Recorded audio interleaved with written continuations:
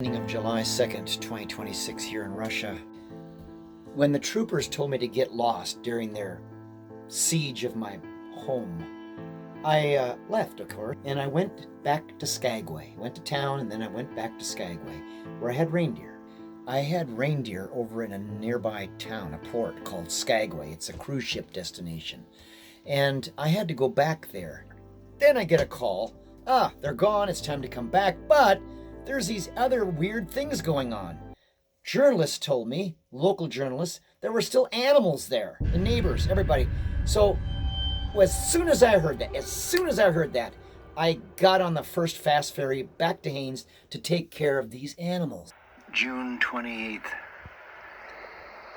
June 28th, 2025. I'm in Skagway, and I'm going to go back home now because apparently there is animals still at my park. Either that or they killed them. This is weird. So weird.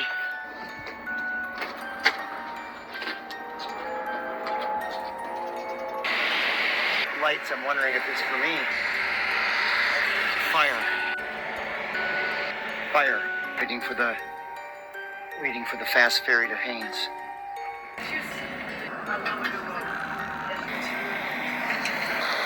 On the fast ferry to get back. It takes about 40 minutes to get back to Haines.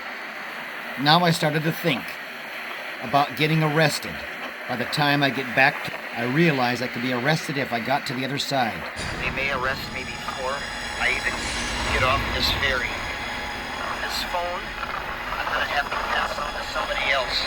In case they arrest me, I need to pass the phone on to someone else. That's what I was trying to figure out. Because if they take this phone, this is all my data, and they can wipe it clean. I have to figure something out right now. I just read an email from my attorney, Michelle Bidner. What I'm being charged with is animal cruelty. Years in jail. I think that I'm being set up in a trap. I searched desperately for someone to take my phones. I don't know anybody here.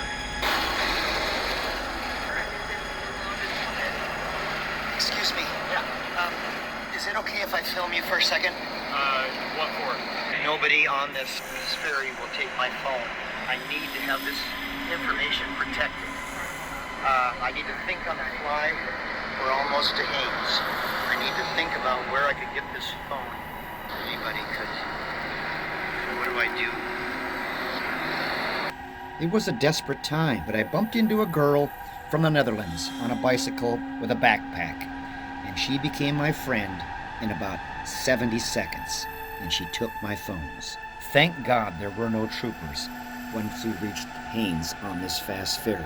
And this girl from the Netherlands with her backpack and her bike, she had the phones, and we were able to bike together to Olrud's grocery store where we met Charlotte. This girl did some research. She found out I'm not a crazy wacko. Charlotte, you don't mind being on camera, do you? I got in the back of Charlotte and Dave Olrud's car and rode back to the park.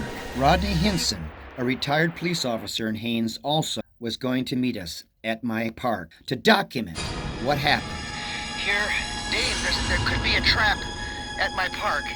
They could be waiting for me to come back, and then once I'm looking around in my park, they're going to arrest me. Dave Olrud is a paraplegic, 37 years, due to an accident when he was building the American Bald Eagle Foundation in Haines.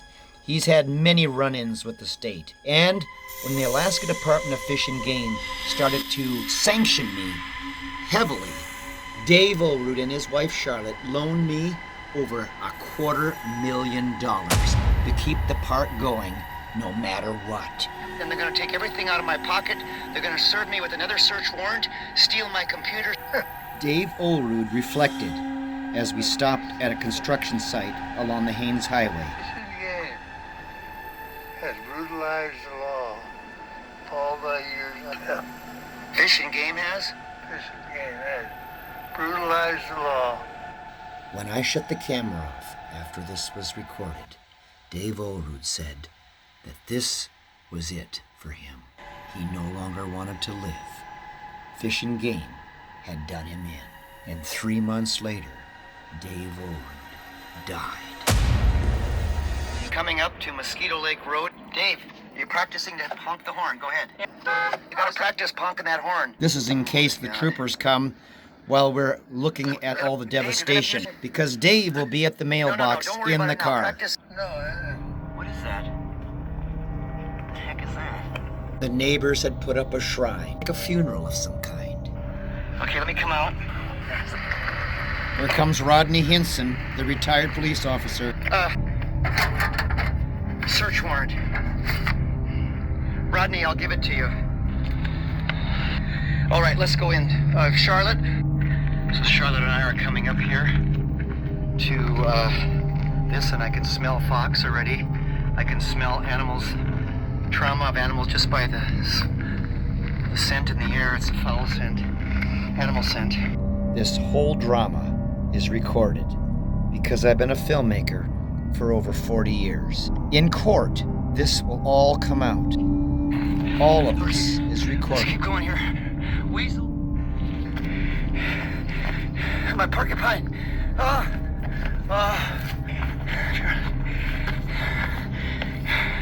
They're in my cabin. Computer. They use the toilet because the lid is never up. I always have it. I found all kinds of weird stuff. Animals running around, weasels, injured fox. Ryan Scott told journalists that he wasn't aware of any animal escapes or any of that. Well, if he wasn't aware, he should have been. That just shows him to be incompetent then, if he's not aware. Because this is the truth. Ryan Scott says he doesn't know anything about animals escaping, or about an injured fox. Doesn't know anything about it. So, he's screwed either way. He's either incompetent or lying. Just like all the rest of these ridiculous people that worked on this. So when I learned that animals were left behind by journalists and others, I immediately left Skagway, where I had my reindeer, and came back to take care of these animals. I have been in Russia now for a year in a couple days. A year. Those animals are still there. The state